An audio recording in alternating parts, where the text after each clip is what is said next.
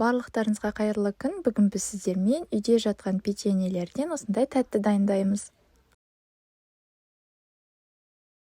Ең алдымен бізге осындай 500 грамм кез келген өз қалауыңызша печенье керек болады.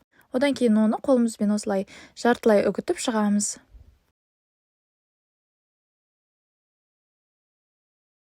Біздің печеньелеріміз видеодағыдай болу керек. Қатты үгітіп жібермеңіздер. Одан кейін сүтке қантты қосып, кішкене араластырып аламыз. Сосын оны отқа қойып, осылай қантымыз ерігенше араластырамыз да, үстіне сары май қосамыз. Одан кейін сары майымыз толықтай ерігенше жақсылап араластырып тұрып, сүтімізді қайнатып аламыз.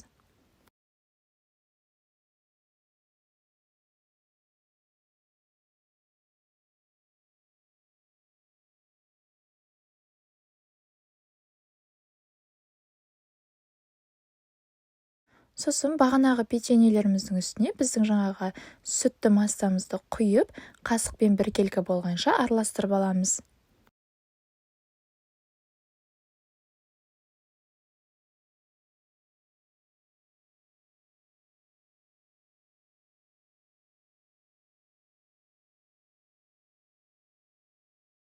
Одан кейін үстелдің үстіне пищевой пленканы жайып алып, осылай қасықтап біздің барлық жаңағы печеньемізді салып аламыз.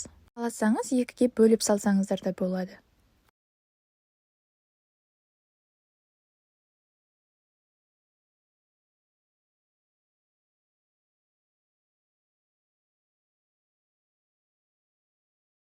Одан кейін пакеттің көмегімен видеодағыдай етіп шұжық тәріздес формаға келтіреміз.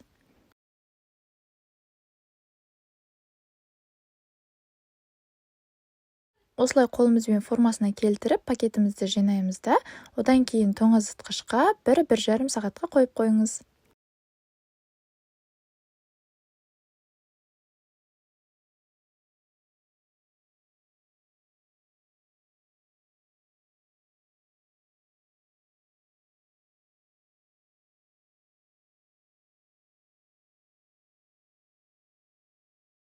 Тоңазытқыштан шығарғанда осылай керемет болып шығады.